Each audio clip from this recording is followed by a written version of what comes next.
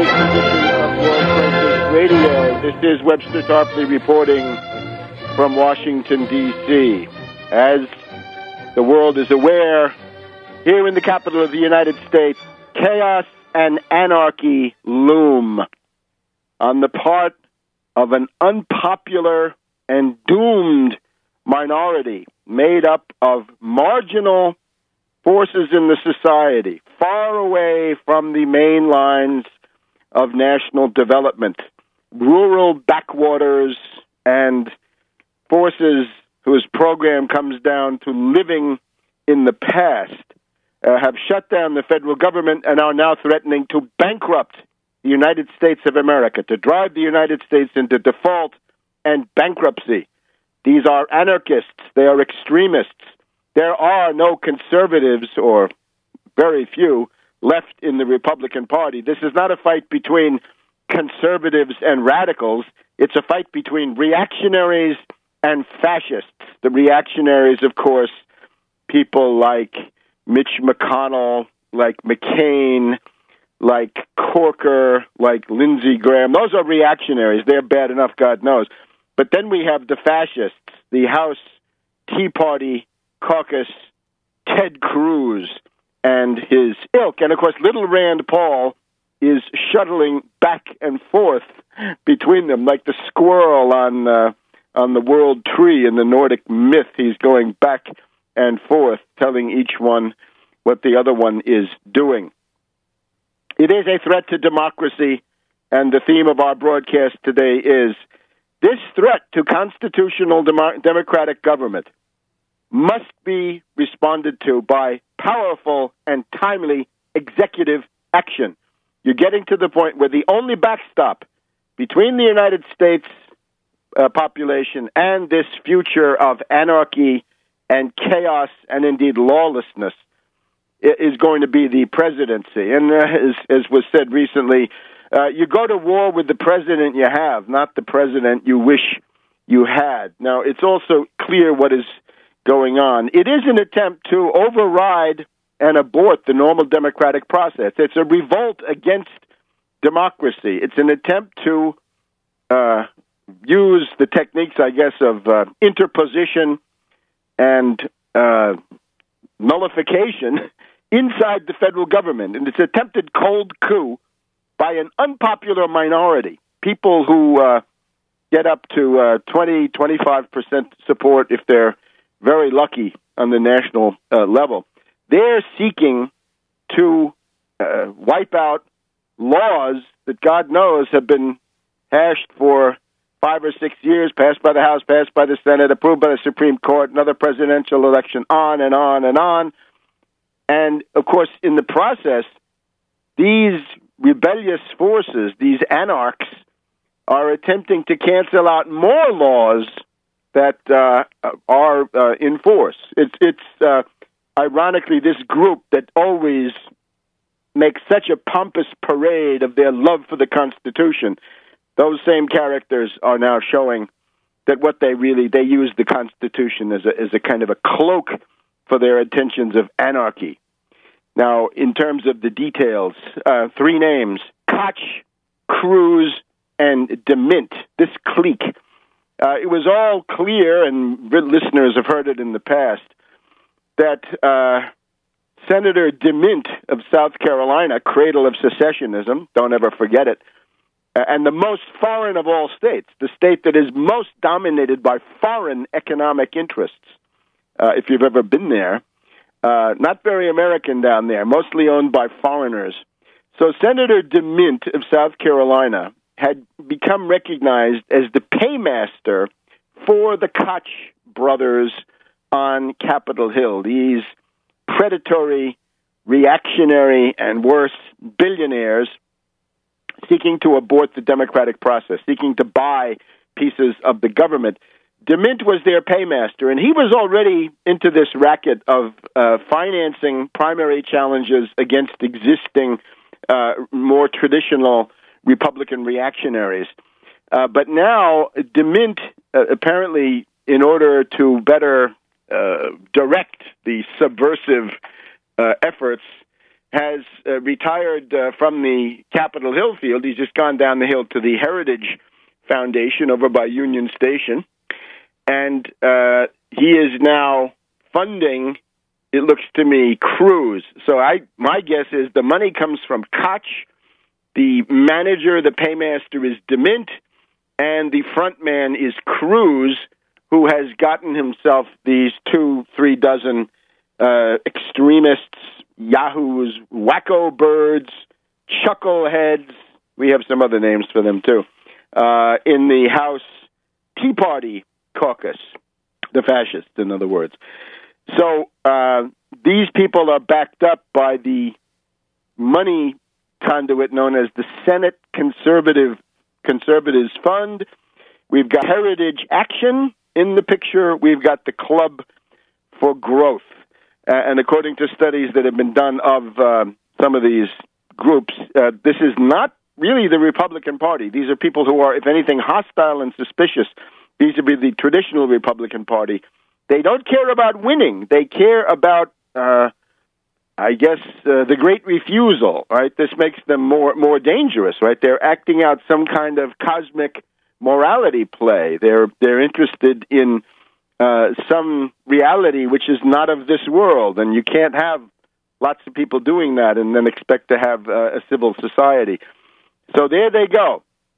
And they've somehow decided that this rather timid reform known as Obamacare, which has lights and shadows, but right now it's all we've got. So I recommend doing what is possible to make that a success. These people have become totally obsessed with that. Now, I'll try to, in the second half of the program today, I want to try to go through epistemologically, sociologically, philosophically, what is happening, what is behind this. And I would sum it up using, I think, the best summary, which I would I would thank the Republican Michael Lofgren, who worked for several decades as an aide on Capitol Hill, in the office of Republican Congressman Kasich of Ohio, now the governor of Ohio. This was pretty close to the heart of the right-wing Republican machine. Lofgren on MSNBC this week summed it up, I think, usefully, saying it is a neo-Confederate insurrection. In other words, sociologically, geographically, the forces that are leading this attack on the modern state, an attack on the modern world, on reality itself, all around us, those forces are neo-Confederate. They're based in the South, in the rural South, and in, what can we call it, Copperhead country, someplace like Indiana, right, famous for the Copperheads, right? Ohio, Indiana, the land of Vallandigham, the man without a country, and so forth. Going back to the Civil War, these were the areas that were sort of gray, right, up for grabs, but certainly sympathetic to the Confederates. It is an insurrection. It's nullification, interposition. It's a cold coup. It's a desire to abort the democratic mechanisms. This is settled law now, and you cannot simply tack this on to every event that comes up. Plus, of course, the blackmail and extortion, the idea that you can use a government shutdown and a government bankruptcy to dictate policy. It is intolerable, and it requires executive action. That's the only agency that can do it. We're in a crisis, if you will, similar to the end of 1932 and the beginning of 1933, when everybody tried to get the banks open, and only Franklin D. Roosevelt was able finally to do it. Lofgren says, a neo-Confederate insurrection seeking apocalyptic outcomes. In other words, the fruition of this crusade is not a real-world event, but it's some event up on the astral plane or something, an event taking place in heaven or on the stage of some metaphysical conflict of good and evil, some Manichaean show place. And that's what they're up to because of their fundamentalist religion. Back in a minute. Welcome back to World Crisis Radio. Webster Tarpley here in the shut-down capital of the United States, teetering on the verge of bankruptcy. Hell gapes. chaos and anarchy loom, executive action is required to maintain law, order, civilization, and to sweep back this tide, the myrmidons of finance capital, because that's what they are, right? The line of control goes from Koch and Company in New York to DeMint at Heritage over to Cruz.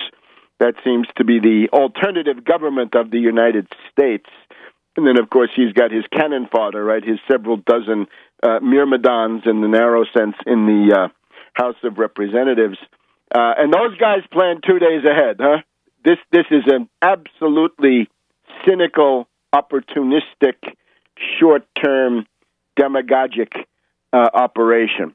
They are the fire eaters, right? And back in the Confederacy, or the Proto-Confederacy of 1860, the fire eaters, right, backed up by the Southern jurisdiction, Scottish Rite Freemasonry, who are prominent in this operation that we're seeing today. They were getting input from New York and from London. Not that much changes. Notice also that the fact that South Carolina went first was that this is the one-party state. In other words, South Carolina had only the Democratic Party. That's all they'd had. That's all they'd had going back quite a ways.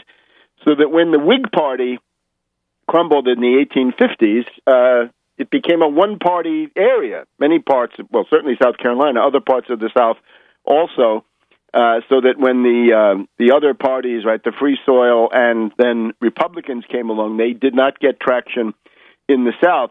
And what you're dealing with now with these several dozen extremists in the House is that they come from one-party districts. So they have the one-party frame of mind, which inclines them to look outside of the Constitution. In other words, they look for solutions to conflict outside of the normal political process. Anyway, I would quote and thank Michael Lofgren. He's written some books.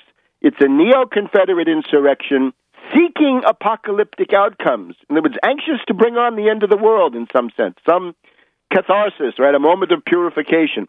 They are, of course, Protestant fundamentalists. They have no perspective. There's no institutional reform that would satisfy them. They are dysfunctional. They are a mass of nay. That's all they are, right? They're the revolt against modernity, the revolt against reality, I guess we could say. Anarchists, right? And the tradition is obviously the Confederates. The problem for Obama is that his devotion to the weak executive, the weak, passive executive that always seeks for rotten, bipartisan, so-called sellouts and pseudo-compromises, that has to change. Otherwise, he becomes the new James Buchanan. Yes, James Buchanan in our time, allowing everything to fall apart and refusing to use the tools of the Constitution to redress the situation. And that would be, in particular, my strongest recommendations. Declare the entire federal government essential. Declare it essential. Don't look now, but the District of Columbia, in spite of everything, in spite of shootings and God knows what, the District of Columbia remains open for business.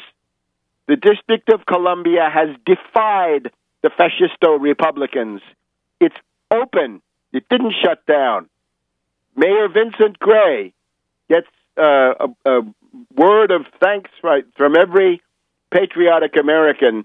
He did the right thing. He said, until they come for me with handcuffs, I'm not shutting anything down.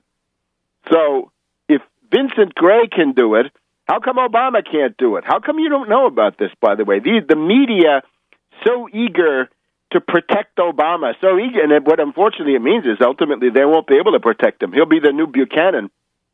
But in the short term, they're trying to save his appearances.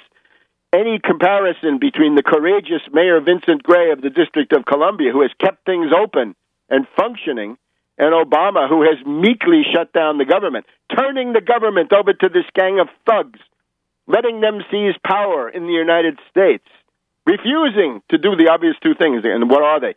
Declare the entire government essential, as Vincent Gray did in the district, right? Vincent Gray sent a letter to the Office of Management and Budget saying, I hereby declare the entire District of Columbia government essential. We can't get along without it. So I'm staying open. What are you going to do about it? Well, as far as I know, they've done nothing, and no jury will convict him. Believe me, no jury will convict him anywhere near here. They'd have to go to Alaska or Montana or Idaho to find a jury willing to convict him, and I don't think they can do that. So that's the first is essential. The second is that the specious basis of shutting down the government is not the Constitution. It's not even a statute. It is the Civiletti interpretation. And this goes back to the weak presidency, the first of the modern contemptible weak presidencies, Jimmy Carter, 1979 to 1980. In the last breakup phase of the Carter regime, right, after the Malaise speech, after the firing of the entire cabinet, he got rid of Griffin Bell. He ended up with Benjamin Civiletti. And Benjamin Civiletti went back to the Anti-Deficiency Act of 1870. The Anti-Deficiency Act of 1870, which he interpreted, not that it says this, but that he claimed, Civiletti claimed, this was his reading, that if the spending authority runs out, the entire government must shut down. And then he was told, but that's out of the question. That's crazy. This is the modern world, right? There's the Cold War. There's all kinds of things going on, right? We have airplanes in the air. We have railroads. We have these things, right? Don't tell me about the Anti-Deficiency Act. So he said, okay, I'll make an exception. If you're declared essential for life and property, then you can still come into work. But otherwise, you can't, and you can't even volunteer. You cannot incur any obligations, deficiencies, in your budget. And this is simply wrong. This is unworkable. This is a feature of the theory of the weak executive as it emerged under Carter. Remember, it's in that terrible time of the 1970s, Vietnam, Watergate, and Carter, three disasters of the first magnitude. And even going back to somebody like Eugene McCarthy, Eugene McCarthy clearly had a theory of the weak presidency compared to LBJ. And even at that time, people like Arthur Schlesinger and others said, look, you're so interested in a weak executive, your executive is going to be so weak that you won't be able to protect defenseless groups in the society from powerful oligarchical interests. Let's say the mothers, the 9 million mothers and children who need to get their WIC, women, infants, children, high-protein meals, right now, today, to avoid cognitive impairment due to lack of protein. You got to protect them from the Koch brothers and Cruz and DeMint who want to deprive them of those meals. Weak executive won't cut it. That's the road to the new Buchanan. We need a New Deal executive. Back in a minute. Welcome back to Webster Tarpley and the World Crisis Radio. Notice Tarpley.net. You can now follow the Twitter feed, Webster G Tarpley, at Tarpley.net, and keep up with the breaking news, minute to minute, hour to hour. Very important in these times of crisis, which we've been in now for a couple of months, right? From Syria now to the budget and the government shutdown and the threatened bankruptcy of the United States. You do not want to cross that line into national bankruptcy. As we saw in a negative way, perhaps, after 2008, the U.S. Federal Reserve System is the central axis of the financial life of this planet. The world economy, organized the way it is, we could reorganize it. I know how to do that. I'm for doing it, but you can't just break down and destroy what exists without preparing the alternative, because people will get really hurt in that. The current Federal Reserve System, the U.S. dollar, and the U.S. Treasury market is the centerpiece of the entire world economy. In spite of all the nonsense about other alternatives, they have remained central. And if you destroy that, you're essentially destroying the world economy. So don't do it. Don't go into default. I can show you how millions of people will die in sub-Saharan Africa if the United States goes into default. That's the kind of interconnectedness we're talking about. There's a genocidal overtone to what these lunatics are doing So it is a neo-Confederate insurrection seeking apocalyptic outcomes for reasons which we have to look into theology and so forth, or also psychology, right? They're obviously they consider that debt is original sin. Probably Obamacare is original sin. God knows what they have some theory about Obama in terms of apocalyptic end time events. We don't need to look into this. They're crazy.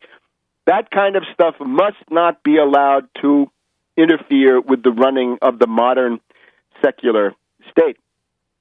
And I would also add, we have Bruce Bartlett. We'll talk about this in the second part. In that same program, we had Bruce Bartlett, another ex-Republican, and these guys were no angels, believe me. We can go through things they did. Not good. But they seem to have understood a few things, maybe from personal friction with these lunatics. Bruce Bartlett points out that what the Republicans are doing is identical in many ways to the massive resistance against school integration. The massive resistance against school integration under the Brown versus Board of Education decision, 1954. Case in point, the Harry Byrd racist, reactionary, Freemasonic, Ku Klux Klan machine in Virginia, which shut down public schools in preference to having them integrated. And in particular, in one place, Prince Edward County in central Virginia, they shut down the entire school system and kept it closed for 5 years, from 1959 to 1964. Only yesterday, less than half a century ago. And there are still kids who lived through the lost generation of Prince Edward County. And, of course, the idea was that the white kids could go to white segregated academies. And this race obsession is very close to the heart of the matter. Back in the 1970s, we had somebody, Hubert Humphrey. You can find the quote in Obama, the Postmodern Coup, The Making of a Manchurian Candidate. Hubert Humphrey criticized the weak executive being theorized by various people, and he said, anti-Washington is racist. Anti-government is racist. Why? Because the programs that you're attacking are the ones that, in the minds of the attackers, they think that those programs are there for black people, Hispanics, and others. In reality, of course, they're serving more white Appalachian poor, and maybe that's also to the point. Remember, the Confederate or neo-Confederate obsession is the low-wage economy. Drive down wages, drive down wages. It's economic suicide. That's why we have so many Republican governors who won't accept free federal money to allow the expansion of Medicaid in their states because they think that will somehow put a floor under people, right? They don't like the minimum wage. This has been true since the 1930s, right? Since these things came along. They feel that they're having to pay too much for the labor, for the help. But I would notice the way out of that is fairly clear, right? The Medicaid expansion has now been accepted by Christie in New Jersey, by Snyder in Michigan, by Florida, and even Kasich of Ohio is attempting to get the Medicaid expansion. So, the D.C. government remains open. Obama should do the same thing. Declare all federal employees and all federal agencies and executive departments all essential. Overturn the Benjamin Civiletti erroneous crackpot opinions, which were they're a figment of the breakup of the Carter regime. They're the lasting aroma of the Carter malaise from 79, 80 into 81. Obama can call up Eric Holder and say, hey, Holder, get rid of those Civiletti opinions. You go home tonight and write a new opinion, and we're going to use that tomorrow to open up the government. Now, of course, Obama's deeply rooted political cowardice, his devotion to working across the aisle, bipartisanship with this gang of fascists and louts, impossible. So let's look into some of the overtones. one of our main theses here is that austerity kills, and austerity does kill. There are a lot of people out there who are trying to stay alive until January 1st so that they can finally get treated. These are the people with pre-existing conditions, serious diseases. They can't get insurance. They might be able to get it, but they can't afford it because the prices are astronomical. And I repeat my call to those people. Hang on, don't die. Living for you will be the best revenge, and you can signal your contempt for this Republican gangster brigade by signing up for Obamacare, and getting in there and asserting your economic rights, because those Republicans are saying you don't have any economic rights. So, if we delay Obamacare for 1 year, what happens to those people? See, this is the Republican argument. Say, it doesn't cost you anything to delay it 1 year. I want to know first, how many people will die if Obamacare is opened in January of 2015 instead of January 2014? How many will die? Face that issue, you cowards, you libertarian rats. How many will die if Obamacare is delayed by 1 year? People who can't get it any other way. And don't tell me about going and groveling and begging in the charity ward and hoping that some rich benefactor is going to come and take pity on you. No. That's not good enough for the American people. Americans have economic rights. Maybe Austrians see it otherwise. Maybe libertarians see it otherwise. But here, this is a free people. We have economic rights, and we're not allowing some damn desperate Republican demagogue to come and take them away. And here's what I'm actually recommending. You've heard a lot about the debt clock. Well, you see the numbers racking up. I want to counterpose to the debt clock a death clock. You heard it right. Death clock, as in dying. A clock that shows how many people die. And we could already get some pretty chilling numbers up there. We had a rotten budget compromise in the spring of 2011 to fund the government. That was already a lot of cuts. We had the Satan sandwich of August 2011 with the caps and the Budget Control Act. And we've had the sequester going on since the beginning of this year. And we've now got the shutdown. So that's 4 rounds of killer cuts. How many have died? And what's the rate? What's the death rate, morbidity and mortality because of needless austerity? Back in a minute on World Crisis Radio. Welcome back to World Crisis Radio. Now let's take a time out from the dismal panorama of the government shutdown and the looming bankruptcy and the gang of thugs on the Hill and the new Buchanan in the White House. Let's take a look in, as usual now, into the New York City campaign. We're now about 1 month from the New York City elections. The Tax Wall Street Party is on the ballot with Randy Credico running hard. And let's get an update now from Daniela Walls. Daniela, welcome. Hi, Webster. Yeah, we're exactly 1 month from the big date of the November 5th general election. So I think I need to talk about what the campaign needs most now and how people can help us have the biggest showing on November 5th. Please do. Take it away. Okay. So, we've been doing as much as we humanly can here so far, but now it has to be up to everyone. We currently have enough volunteers to hand out our 10,000 campaign flyers on the streets in New York City. Many people wrote to me since last week's show and volunteered for on-ground work.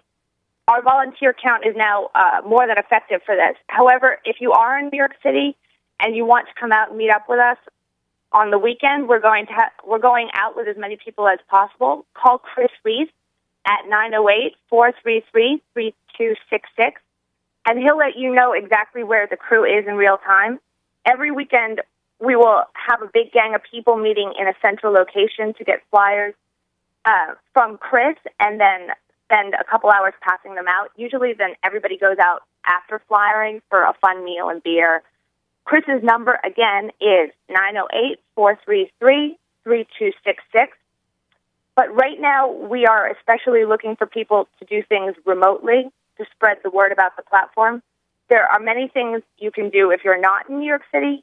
People can contact everyone they might know who does live in New York and aggressively urge them to get out on November 5th and inform them about Randy running in the general election and his platform. Encourage people you know in New York City to visit his website at creditcode2013.org or the Tax Wall Street Party's website at taxwallstreetparty.org. I'm just going to spell those again, CREDICO2013.org, or the Tax Wall Street Party website is TAXWALLSTREETPARTY.org. People can try to contact organizations in New York City that they think might, be sympathetic to the issues in our platform. Go down and read both platforms on Randy's website and on the Tax Wall Street Party website, and then see if there's any specific issues that you could Google organizations and let them know that Randy is a candidate for mayor and they has sympathetic issues. We have images or memes or flyers or whatever you want to call them that you can share on Facebook and Twitter or send to your own email list. The memes will be up on Randy's website, creditcode2013.org again, or his Facebook page, Randy Creditco for Mayor 2013. Donations are extremely important so we can pay for advertisements that we're doing on local radio. Cheap advertisements, but nonetheless, we're trying to get as many as we can. You can donate at creditcode2013.org. There's a donate button on the homepage. But, Webster, what Randy really needs most is a profile written about him and his candidacy and his platform in one of the major dailies. We want the article to stress that he favors taxing Wall Street. So if there are any journalists listening or bloggers who can write about his candidacy, that would be helpful. But the key is that we need to get him into the New York Times, the Post, the Daily News, Newsday, the New York Observer, and even the Village Voice. We need to get Randy in a widely circulated daily, even just once. His candidacy has never been mentioned in any of these. They've all blacked him out. That's it, the New Yorker magazine and New York magazine. Oh, I'm sorry. I should have mentioned those two as well. I think there are two approaches, Webster. First, one is a soft approach.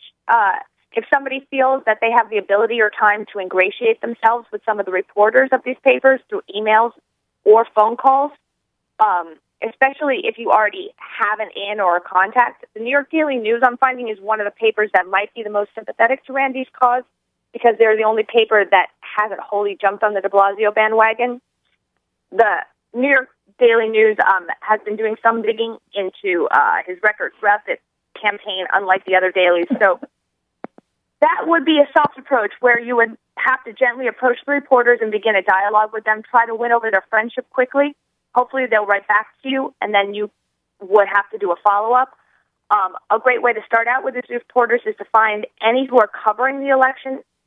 This is all going to take some research on everyone's part themselves as well.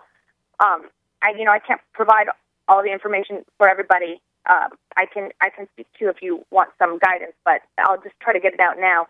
So find reporters that are covering the election and who have covered anything that includes issues related to Randy's platform and say to them or write to them in an email that says, that was this is what I do. I write, that was a great article that you wrote on, mention whatever they had written about and say, did you also know Randy Creditco is running and you can do a story on Randy's candidacy. I'm contacting these reporters too, but the more people I think that contact them, the more effective it's going to be.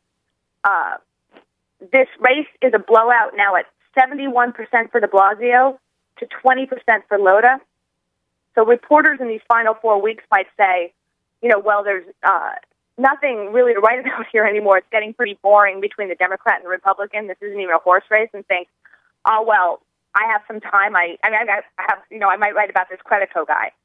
So the soft approach is one approach, and they might totally ignore us, which won't be the first time, but I think it's also really worth trying. The other approach would be to bombard them via Twitter and Facebook and email, demanding coverage for Randy's campaign, to tweet at these news sources and these individual reporters, again, the list is, if anybody wants to write this down, the New York Times, the New York Post, the New York Daily News, Newsday, the New York Observer, and the Village Voice. I might even I should probably add a list of all the reporters just right on Randy's website at this point. Don't you think, Webster? So what I'm thinking is, looking back at that famous King Kong brochure that you helped to design, there's a bunch of endorsements there, and those are people that would carry weight with journalists, I would think. So maybe there's also the indirect method, which is, get, the one that occurs to me, I've seen him here a couple of weeks ago, Cornel West, right? Maybe Cornel West would like to follow up and at least guarantee that this program, you don't have to endorse Credico, you just have to say, this is a program that deserves to be heard, which is more or less what that Politicus had said, right? That this program compels attention, beyond any other thing. That King Kong ad that you're talking about is a great thing to send to the reporters, whether you just repost it or tweet that ad to them. And I'll try to get some of the celebrities who are friends with Randy and support him, like Cornel West, to make direct connections. But it's up to people, I think, en masse. I mean, one of all people, one of the campaigns that is famous for this, Ron Paul's people are famous for doing this. If he's excluded from a debate or his people aren't happy with the amount of coverage that he's getting, his people swamp those media sites. So if we could get Randy's platform in just one of these New York daily newspapers, they are read, Webster, by 500,000 people a day or more. The problem is that most people in New York City have no idea that Randy is even running in this race. When the people handing out flyers meet people on the street, they don't really know he's even running. And then they get excited as soon as they see the platform. But we need to get this platform into people's hands.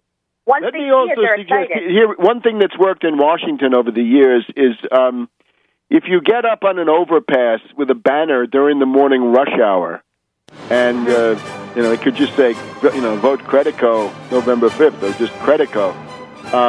All of those tens of thousands of cars that go underneath see it. Right? So there are ways to compel attention.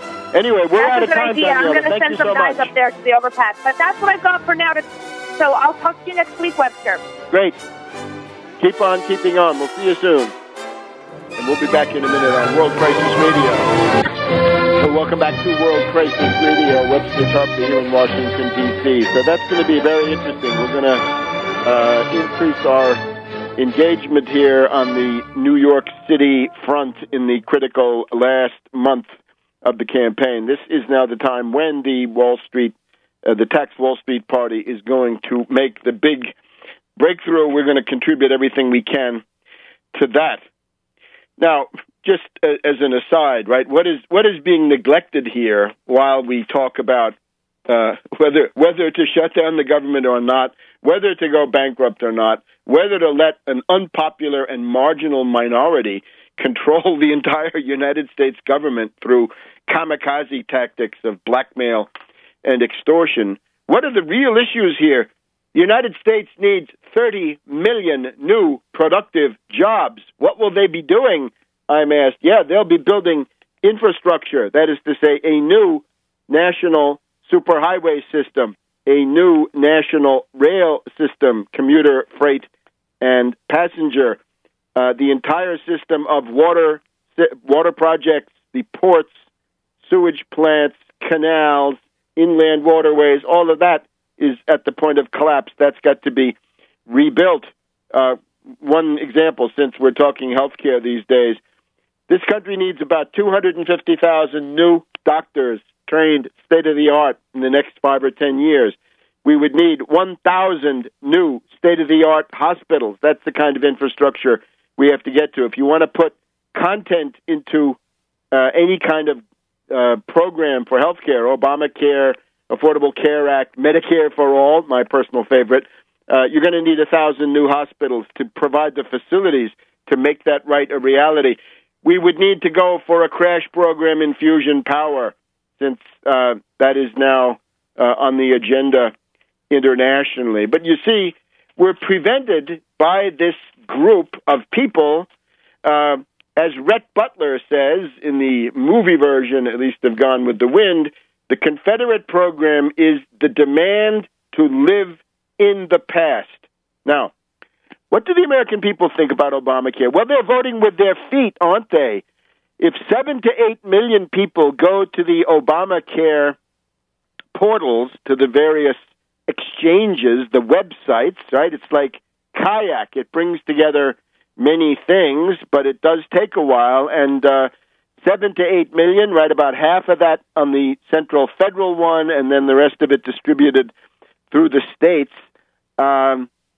That's obviously great interest. And there are 30 to 40 million people who lack insurance, and quite a few of them can get something.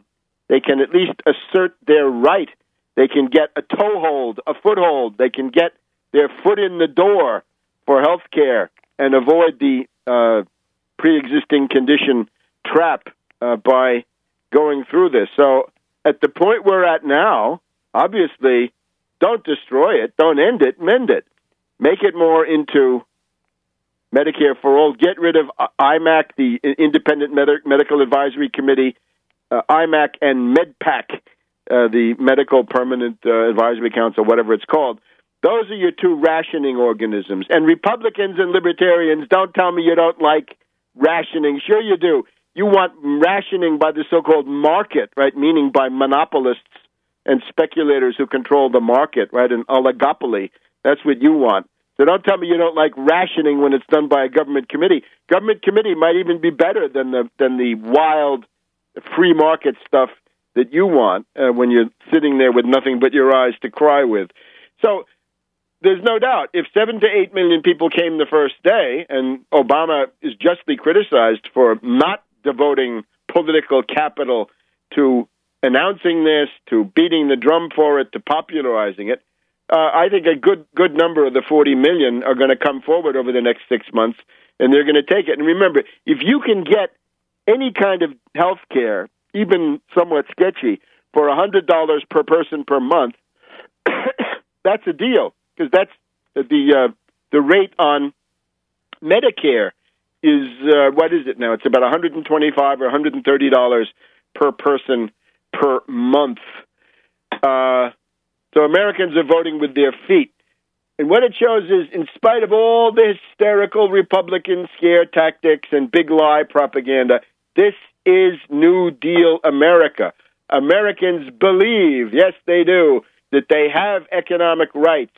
They may not be able to quote you the Franklin D. Roosevelt 8-point economic Bill of Rights of January 1944, which fulfills the freedom from want provision of the Atlantic Charter of August 1941. It is the basis for U.S. victory over fascism in World War II. Our forefathers won those rights by defeating fascism on the battlefield. I wonder if Ron Paul has ever heard of fascism. There is something called fascism, Ron. You should look into it, because it might be a little bit uncomfortable for you as you go into it.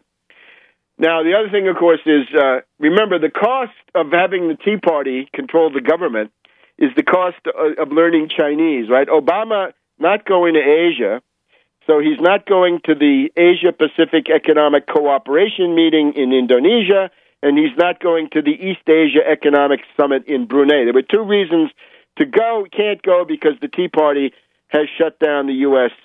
government. And guess who's gloating? Hey, the People's Republic of China is gloating over chaos in the U.S. And they're saying, look, these people belong to the past. They've had it.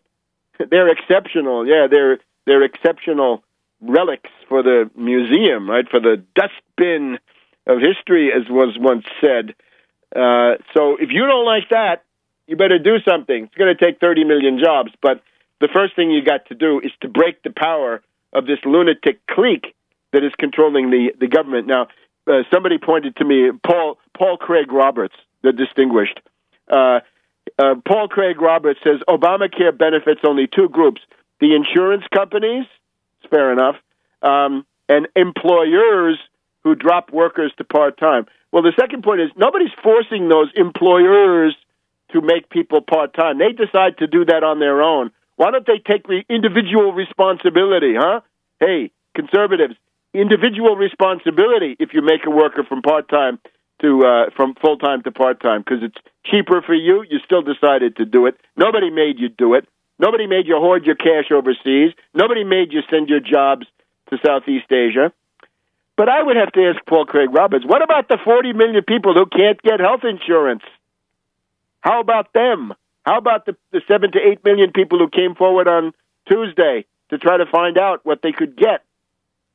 And they've been suffering under pre-existing conditions in the free market world. Of course, Paul Craig Roberts, an exponent of Reaganomics. He helped to transform the U.S. economy into a low-wage economy under the union-busting Reagan administration. And it's nice that he's been against some wars in the past, but unfortunately, that does not change the fact that the Reagan administration, of which he was a part, is the one of the fountainheads, Carter and Reagan. It's bipartisan. And the common denominator is, of course, Volcker.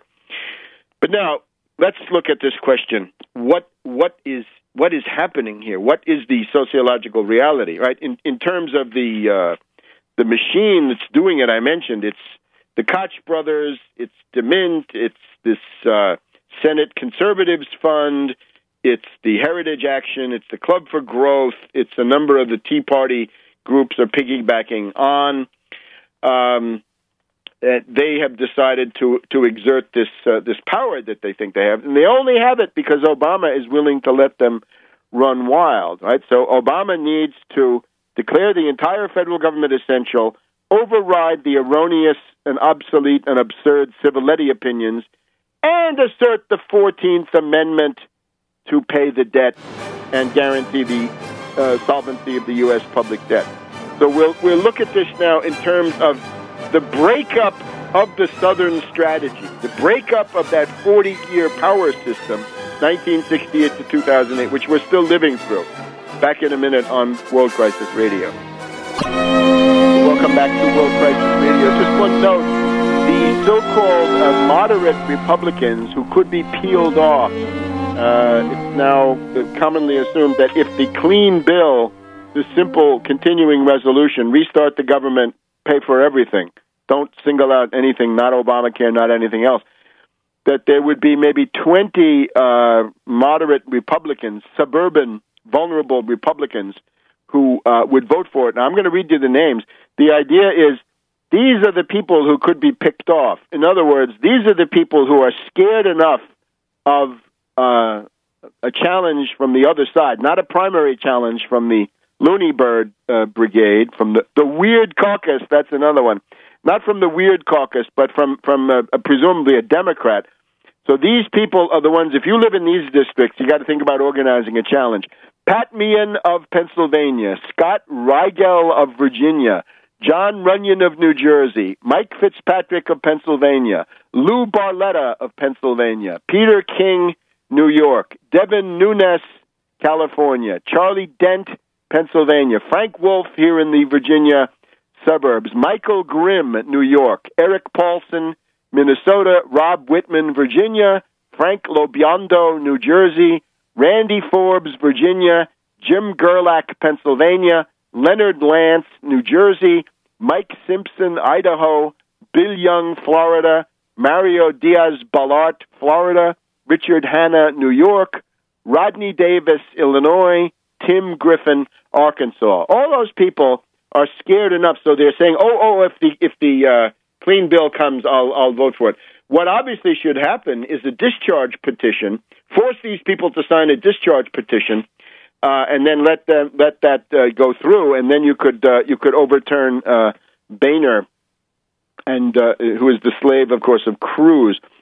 But here's the idea: 1968 to 2008, or thereabouts. We've talked about it before. That's the Southern strategy. In other words, that is one of the party systems, right?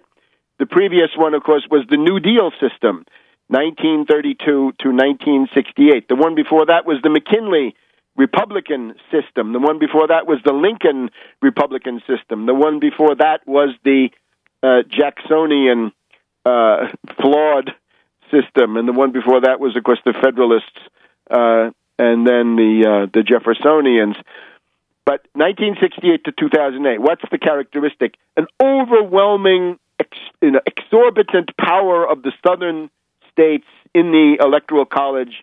They've become Republican. They stayed racist, but became Republican, and that has been dominant. And that then, together with these catastrophes, Vietnam, Watergate, Carter, Volcker, I suppose we should add the Kennedy assassination, too, coming up, the anniversary coming up now next month.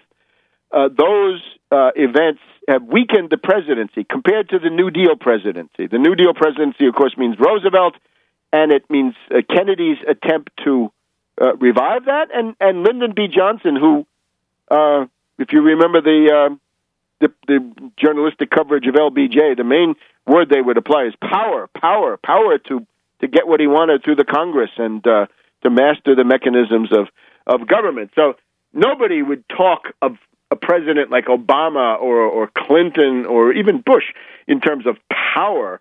These are weak executives. They're contemptible. And a lot of this has to do with various budget rules that were implemented in the mid-'70s in the immediate post-Watergate era, the preponderance of the power of the Federal Reserve with Volcker, Greenspan, and so forth. Another reason why you should look at Tarpley for a Fed head that would change that. And right now, the demographic and political basis of the Southern strategy, the Southern dominance in the Electoral College, has ended, but we've still got these people who expect to find a weak executive. So Obama, you've got to change that. Now, who are these people, right? Who are these Tea Party people? Well, insurrectionary Confederates seeking apocalyptic outcomes based on their religious fundamentalism. What is it that's getting them? We'll put it in perspective. Let's go back to questions of Germany in the Weimar Republic, right? In other words, forms of middle-class radicalism under depression and breakdown conditions. There are certain parallels to the Poujadistes of France, to the Beppe Grillo movement in Italy today. But let's go with a scholar like Karl Dietrich Bracher, Bracher. Who is it that voted for the Nazi Party in Germany? And Bracher says the strength of the NSDAP was in the petty bourgeois middle class and small landowning groups that had been hardest hit by the outcome of World War I, by the economic crisis, and by the structural changes of modern society. Now let's see if I can find the other one. We then get a quote from Seymour Martin Lipset, right? The Harvard sociologist and historian, and he wants to give you a profile. And these are the somewhat simplistic profiles that you find, but still they guide us in the right direction, I think. He writes, who is the person, what kinds of people were likely to be interested in the Nazi Party and stuff like this. And let's see if we can find him. Okay, Seymour Martin Lipset says, the ideal type Nazi voter in 1932 was a middle-class, self-employed Protestant who lived either on a farm or in a small community and was opposed to the power of big business and big labor. But you've also got to add big government, right? In the Weimar Republic, government was the republic, in other words, which as distinct from the monarchy, right? Before that, they'd had the monarchy of the imperial Hohenzollern family. So the republic, a lot of people rejected the republic. Most political parties rejected the republic. You're now getting to a situation where the Republican Party rejects the republic. In Weimar, the ones that were in favor of the republic were the Social Democrats and some of the smaller middle parties, right? The German People's Party. But the Nazis were against the republic, the communists were against the republic, and the landowner party, the German National People's Party, they were also against the republic. They wanted the Kaiser to come back. So you get the idea. Middle class, petty bourgeois, largely rural, some, small business. There's the old middle class of shopkeepers, the new middle class of white-collar workers. Sure, there's that. And there are people who feel threatened by changes, right, by modernization, right? And, of course, modernization doesn't mean it's good. It just means what's happening at any given time. If we look at the Tea Party people, these are people who have taken it on the chin as a result of globalization in the past 20 years, since 1991. And this developed in them a status panic. They're afraid of losing their middle-class status. We'll get back to them in just a minute.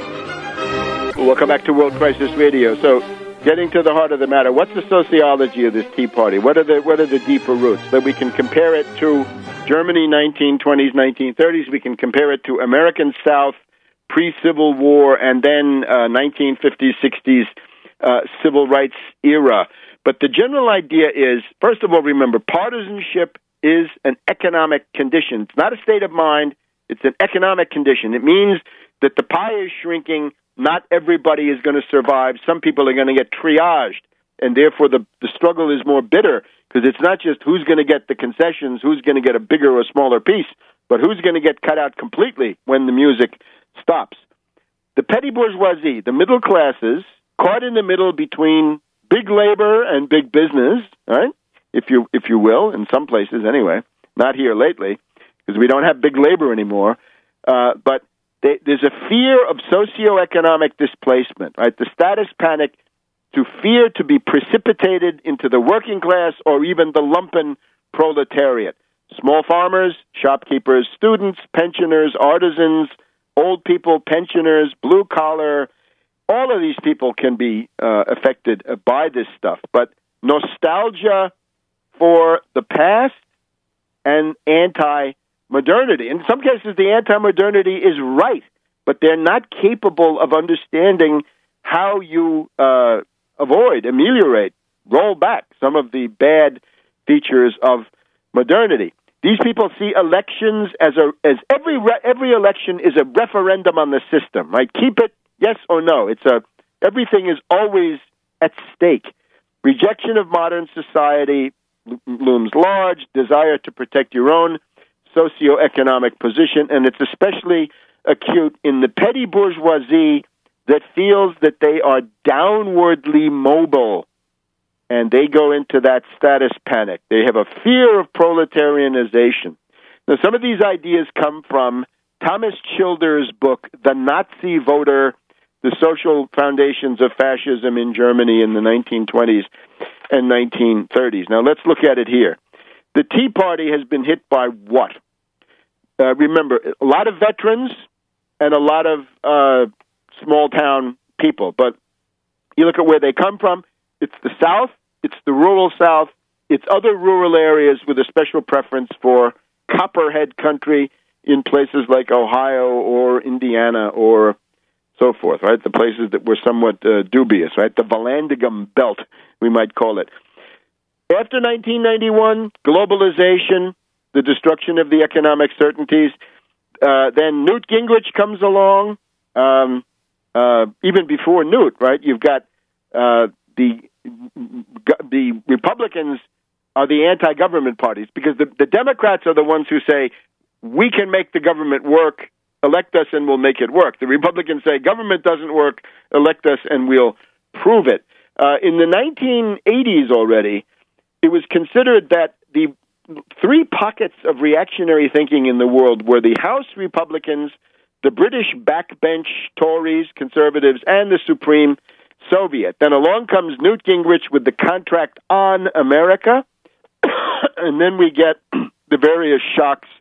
9/11, understood as trauma and also as suspicion, because you know what I think about it. I've written a book about it. So I'm second to none in denouncing this thing as a fraud. But then the question is, what do you do about it? If 9/11 is a fraud, does that mean you should vote for Ron Paul? It doesn't follow. The wars in Afghanistan, Iraq, they object very much to Bush for wars and spending. Then we get the tremendous shock of September 2008, the breakdown crisis, the bankruptcy of the entire Anglo-American banking system, and the TARP, the bailout. And the petty bourgeoisie feels that they were not consulted really, and that they were not given any benefits. And that part is true. But again, what do you do then? Do you become do you blame it on Mexican immigrants, or do you have a rational response? Then along comes Obama, and this a lot of this, of course, a lot of what they object to is valid. But again, what do you do about that? Some of them, I think they feel that the Southern strategy is over, that the dominance of the cultural, political world of the United States is over, and the demographic doom, right, that the white part of the United States is heading towards being a minority. And some people feel very, very concerned about this. So the party realignment goes on, and some of these people are less influential than they were. So go back to this Bartlett comment, right? The massive resistance to the Brown decision in 1954, and indeed the Harry Byrd organization, the Democratic Party of the state of Virginia. These are all Republicans now, needless to say. They shut down the educational system of Prince Edward County. Now, I would say, you look at this, it can be fought ideologically. I would go back to the famous Anton Erkelenz in the Weimar Republic. You can wage an ideological struggle against this, and you can point out to these people that they're wrong, right? They're misguided. They're not going to get what they want. I think some of them have passed that, right? They've gone into this idea that the material world is radically flawed and that human affairs are essentially impossible to improve. They're way pre-Dante, right, or what have you, right? They think that somehow this is going to be worked out, in some apocalyptic series of end time events. But the only thing you can do to calm this stuff down is to provide an economic recovery. In other words, you better provide 30 million new productive jobs and make that the centerpiece of popular attention. As Erkelenz said, you can't just polemicize against Hitler. You've got to stop the deflation. You've got to stop mass firings. You've got to stop the destruction of capital, wealth, jobs, and economic value. So ideology alone won't do it, right? It's going to take the 30 million jobs. Now, in terms of the roots of this, just to show you some of the more domestic ones, right, as distinct from the Weimar Republic ones. Always interested here, Fletcher Pratt, the short history of the Civil War, ordeal by fire. Right? If you look at what they're trying to do, it is the interposition and nullification of a law, right? But now they want to do it from inside Washington, not from some state capital. The problem that is posed in this, it's a very strange form of political behavior. You go back to secessionism itself, 1860 to 1861, these various southern states that leave the Union, essentially in two waves. It was not a majority. It was very hard to get a majority to vote for secession, and under any real election, they would not have been able to do this. But the question is, why did they do it? As Fletcher Pratt asks, why did the Confederate leaders deliberately submit their states, their homes, and everything they held dear to the hazard of a civil war that was bound to be long and desperate and might very easily be ruinous? And he points out, the slaveholding states had always been tenderly handled within the Union. They had received more than justice. The successive compromises on the slave question, and by this he means the 3/5 compromise in the Constitution, the Missouri Compromise, the Compromise of 1850, the Kansas-Nebraska Bill, the Dred Scott decision, the Fugitive Slave Law, all of these were surrenders by the North. They were accompanied by Southern promises that no more would be asked.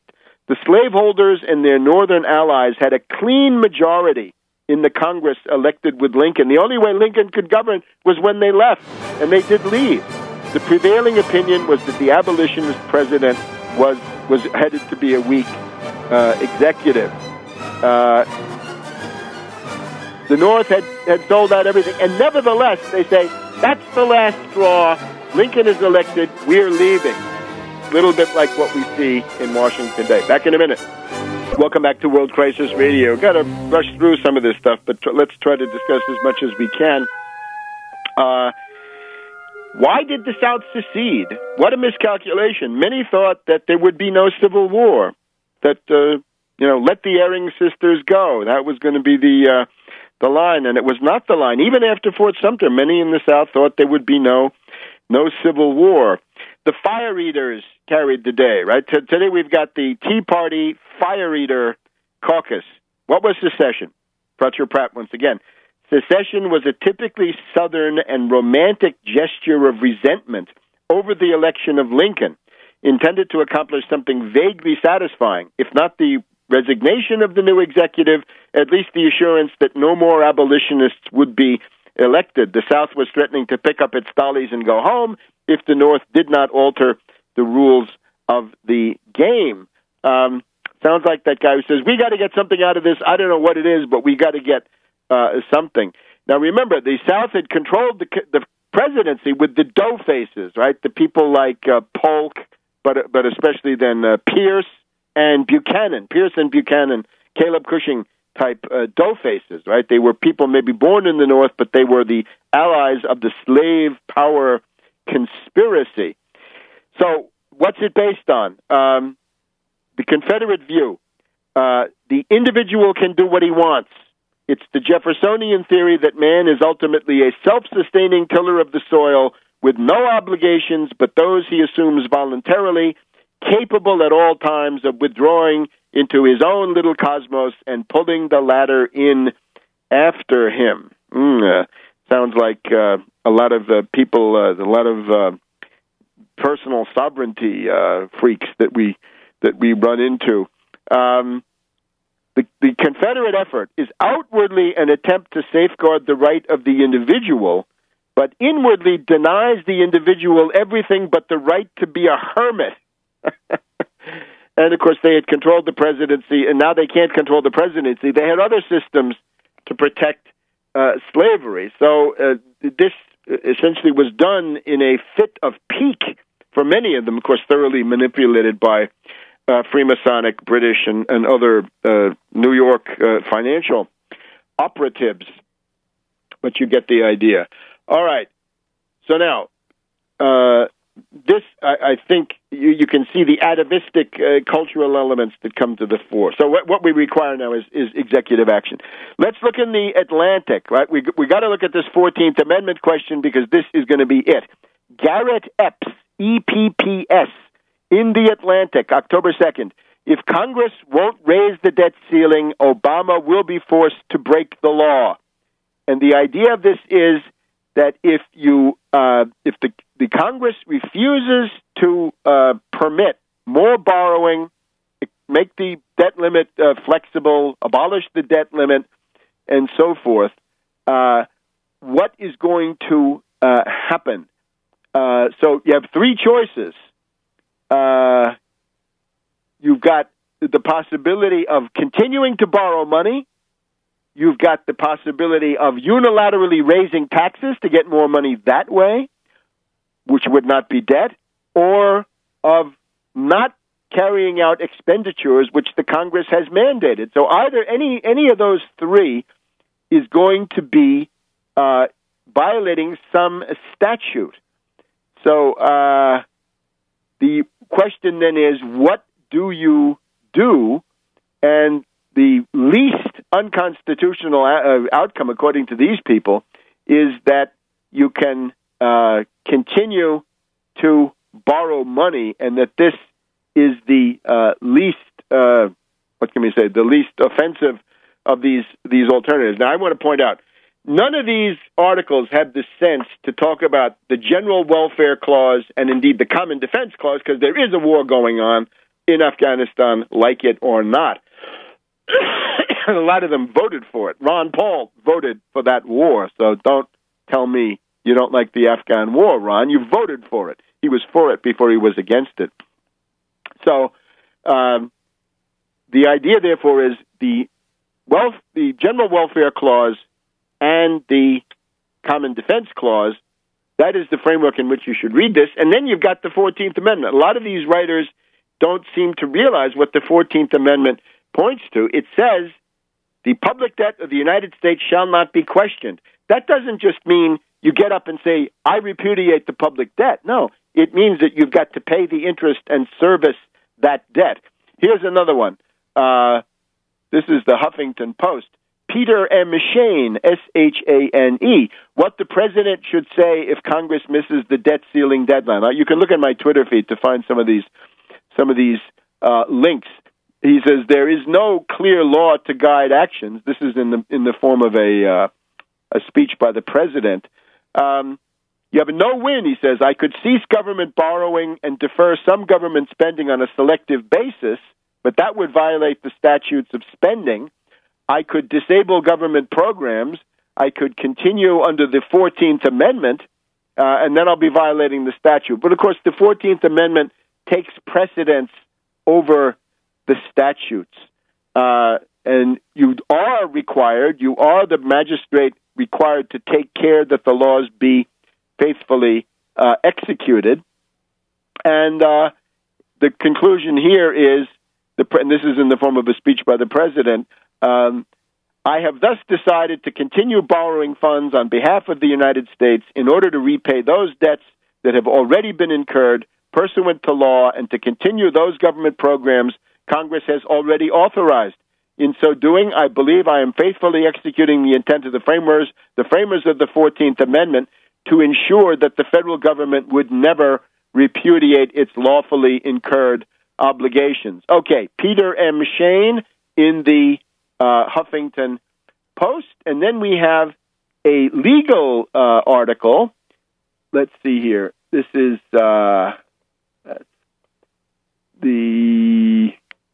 where is it? We got one more. We got an article from a couple of people at the Columbia Law Review. Let's get to them. Neil Buchanan and Michael C. Dorff. This is October 2012. How to choose the least unconstitutional option. Lessons for the president and others from the debt ceiling standoff. The federal statute known as the debt ceiling limits borrowing. It has been raised, but now it might not be raised. The article analyzes the choice for the president, which he nearly faced in the summer of 2011, which still could occur. A trilemma. The trilemma offers three unconstitutional options. I don't agree, but ignore the debt ceiling and unilaterally issue new bonds. This overrides the statute of the debt ceiling. Unilaterally raise taxes, thus usurping Congress's taxing power, or unilaterally cut spending, thus usurping Congress's spending power. We argue that the president should choose the least unconstitutional course, which in this case is to ignore the debt ceiling. And again, I think that's what the Constitution mandates. That's the 14th Amendment, Part 4. However, back to these guys. We argue further, though more tentatively, that if the bond market would render such debt inadequate to close the gap, if you couldn't sell the bonds, the president should unilaterally increase taxes rather than cut spending. I would say if the market, so-called, refuses to buy the bonds, seize the Federal Reserve with a telephone call and say, thank you, whoever's there, right? I hesitate to say who it might be, but suppose it's still Bernanke. Hey, Bernanke, it will be until January. Bernanke, we're going to have a debt auction. We're going to sell some Treasury bonds today, and you're going to buy them, and here's the interest rate that we want. Now, the answer to this is quite weak. It's practically non-existent. Here we are at the Heritage Foundation, right, the heart of the conspiracy. Andrew M. Grossman, the 14th Amendment is no blank check for debt increases. So a clause of the 14th Amendment to the United States Constitution provides that the validity of the public debt of the United States shall not be questioned. Now, he says, whether a default would amount to repudiation is an open question. And, of course, it would. And he says, well, what you could always do is use all the revenue to pay the debt and cut Social Security, Medicare, and Medicaid. Well, good luck with that. Any government that did that would be courting an insurrection. That may be what these people want. So here it is again. declare everybody essential, overturn civil levy, reopen the government, obey the 14th Amendment, and pay the debt. And at that point, you will have broken the power of this absurd, unpopular, marginal, rearguard neo-Confederate minority, which is attempting a coup from inside the public institutions. Back next week. See you then. Cast today is, this threat to constitutional democratic government must be responded to by powerful and timely executive action. You're getting to the point where the only backstop between the United States population and this future of anarchy and chaos and indeed lawlessness is going to be the presidency. And as was said recently, you go to war with the president you have, not the president you wish you had. Now, it's also clear what is going on. It is an attempt to override and abort the normal democratic process. It's a revolt against democracy. It's an attempt to use the techniques, I guess, of interposition and nullification inside the federal government. And it's an attempted cold coup by an unpopular minority, people who get up to 20-25% support if they're very lucky on the national level. They're seeking to wipe out laws that God knows have been hashed for 5 or 6 years, passed by the House, passed by the Senate, approved by the Supreme Court, another presidential election, on and on and on. And, of course, in the process, these rebellious forces, these anarchs, are attempting to cancel out more laws that are in force. It's ironically this group that always makes such a pompous parade of their love for the Constitution. Those same characters are now showing that what they... Welcome to this week's edition of World Crisis Radio. This is Webster Tarpley reporting from Washington, D.C. As the world is aware, here in the capital of the United States, chaos and anarchy loom on the part of an unpopular and doomed minority made up of marginal forces in the society, far away from the main lines of national development, rural backwaters, and forces whose program comes down to living in the past, have shut down the federal government and are now threatening to bankrupt the United States of America, to drive the United States into default and bankruptcy. These are anarchists. They are extremists. There are no conservatives, or very few, left in the Republican Party. This is not a fight between conservatives and radicals. It's a fight between reactionaries and fascists. The reactionaries, of course, people like Mitch McConnell, like McCain, like Corker, like Lindsey Graham. Those are reactionaries. They're bad enough, God knows.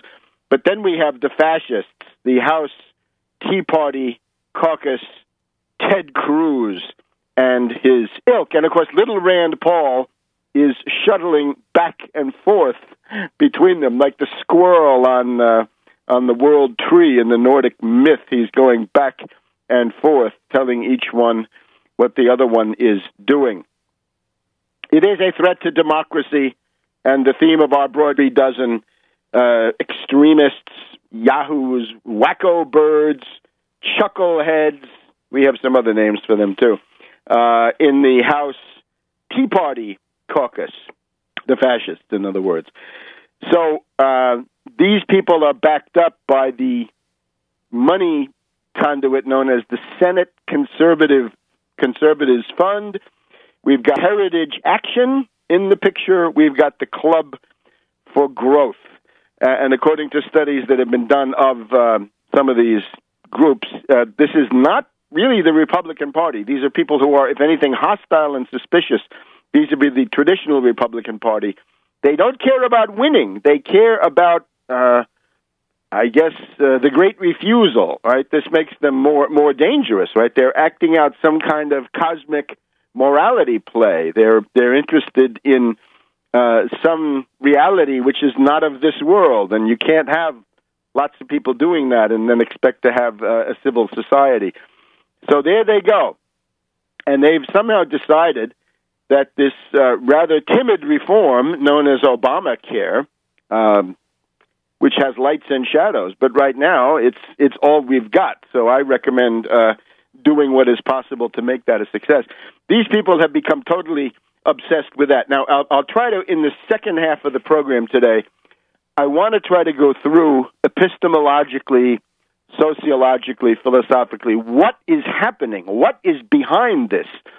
And I would sum it up using, I think, the best summary, which I would I would thank they use the Constitution as a kind of a cloak for their intentions of anarchy. Now, in terms of the details, three names: Koch, Cruz, and DeMint. This clique. It was all clear, and listeners have heard it in the past, that Senator DeMint of South Carolina, cradle of secessionism, don't ever forget it, and the most foreign of all states, the state that is most dominated by foreign economic interests, if you've ever been there, not very American down there, mostly owned by foreigners. So Senator DeMint of South Carolina had become recognized as the paymaster for the Koch brothers on Capitol Hill, these predatory, reactionary, and worse, billionaires seeking to abort the democratic process, seeking to buy pieces of the government. DeMint was their paymaster, and he was already into this racket of financing primary challenges against existing, more traditional Republican reactionaries.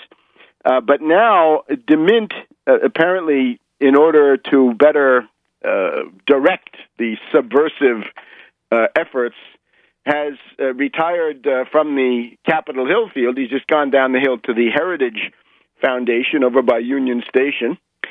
And he is now funding, it looks to me, Cruz. So my guess is the money comes from Koch, the manager, the paymaster is DeMint, and the front man is Cruz, who has gotten himself these two Republican, Michael Lofgren, who worked for several decades as an aide on Capitol Hill, in the office of Republican Congressman Kasich of Ohio, now the governor of Ohio. This was pretty close to the heart of the right-wing Republican machine. Lofgren on MSNBC this week summed it up, I think, usefully, saying it is a neo-Confederate insurrection. In other words, sociologically, geographically, the forces that are leading this attack on the modern state, an attack on the modern world, on reality itself, all around us, those forces are neo-Confederate. They're based in the South, in the rural South, and in, what can we call it, Copperhead country, someplace like Indiana, right, famous for the Copperheads, right? Ohio, Indiana, the land of Vallandigham, the man without a country, and so forth. Going back to the Civil War, these were the areas that were sort of gray, right, up for grabs, but certainly sympathetic to the Confederates. It is an insurrection. It's nullification, interposition. It's a cold coup. It's a desire to abort the democratic mechanisms. This is settled law now, and you cannot simply tack this on to every event that comes up. Plus, of course, the blackmail and extortion, the idea that you can use a government shutdown and a government bankruptcy to dictate policy.